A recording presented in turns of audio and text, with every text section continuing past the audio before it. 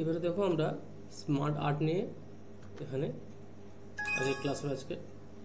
তো smart art কি, এখান থেকে আমরা যে কোনো স্মার্ট আর্ট চুজ করতে পারি। এখানে list, process, cycle, hierarchy, relationship, matrix, pyramid, তো বিভিন্ন রকম প্রেজেন্টেশনের ক্ষেত্রে, বিভিন্ন প্রজেক্টের ক্ষেত্রে আমরা এগুলো ইউজ করে থাকি।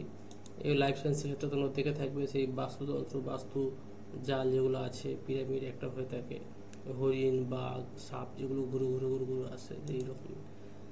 তো লিস্ট এইরকম যেগুলো থাকে, যেগুলো সুন্দর সাজানো থাকে, এখান থেকে যে পরম্পরা তিনটে ধাপ ধাপ, এখানে একটা ধাপ, এখানে একটা ধাপ, এখানে একটা ধাপ, তো সেই ধাপগুলো এখানে থেকে থাকে।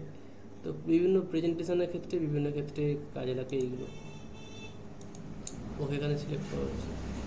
এখানে কি কাজ দেখো, এখানে আমি সেভ, এরপরে অ্যাড সেভ আফটার মানে এরপরে একটা নেওয়া যেতে পারে, অর্থাৎ ধীরে ধীরে এই জিনিসটা ধীরে ধীরে নিচের দিকে নামবে।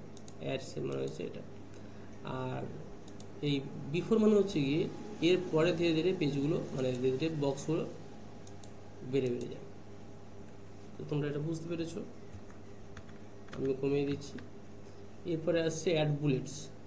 তো অ্যাড বুলেটস যেতে গেলে আমাকে আগে টেক্সট পেয়ে যেতে হবে, তবে দেখতে পাবো। গিয়ে অ্যাড বুলেট করে দেখো, প্রত্যেকটা আমার বুলেটস দেখতে পাচ্ছি। এখানে আসে যদি অ্যাড বুলেট করে দেখো, এখানে দেখা যাচ্ছে। যদি এখানে এসে যদি অ্যাড বুলেট করি দেখো, পরিষ্কার বোঝা যাচ্ছে। তো অ্যাড বুলেটটা কী জন্য, বিভিন্ন রকম আমি লেখার জন্য, বিভিন্ন পয়েন্টের জন্য আমি অ্যাড বুলেটটা আমি করতে পারি। এরপরে দেখো আমার রাইট লেফট, আমি এটা রাইট লেফট যেতে খুশি নিয়ে যেতে পারি। এরপরে আমি এটা ডিমোট করতে পারি, অর্থাৎ কমিয়ে দিতে পারি। এটাকে ডিমোট করলে কমিয়ে দেওয়া হয়, প্রমোট করলে এটাকে ধীরে ধীরে একটা বাড়িয়ে দেওয়া হয়। তো টেক্সট প্যান তোমায় দেখিয়ে দিয়েছি, যখন টেক্সট কিছু লেখা থাকবে তখন এটা দেখার জন্য আমরা টেক্সট ফেক্সট কিছু লিখতে পারি। এখান থেকে আমরা ডাইরেক্ট চেঞ্জ করে দিতে পারি।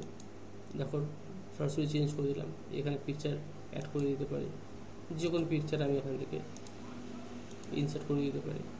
তো এইভাবে তোমরাও অ্যাড করে দিতে পারো। চেঞ্জ কালার, আমি এখান থেকে দেখো 3 রকম কালার আনতে পারি, বিভিন্ন কালারের ডিজাইন আনতে পারি। তো এখান থেকে ভ্যারাইটিস কালার যেগুলো আছে সেগুলো তোমরা চুজ করতে পারো। এরপর এখানে আছে প্যাটার্ন, স্টাইল, তুমি কী ধরনের স্টাইল দিতে চাও, যে ধরনের তুমি স্টাইল দেবে সে ধরনের তুমি স্টাইল চুজ করতে পারো।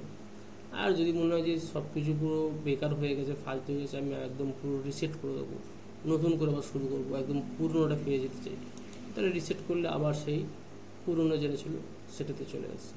তাহলে এটাতে আমরা দেখলাম create graphics, layouts, change colour, smart art, styles আর রিসেট গ্রাফিক্স, পুরোটা দেখলাম আমরা।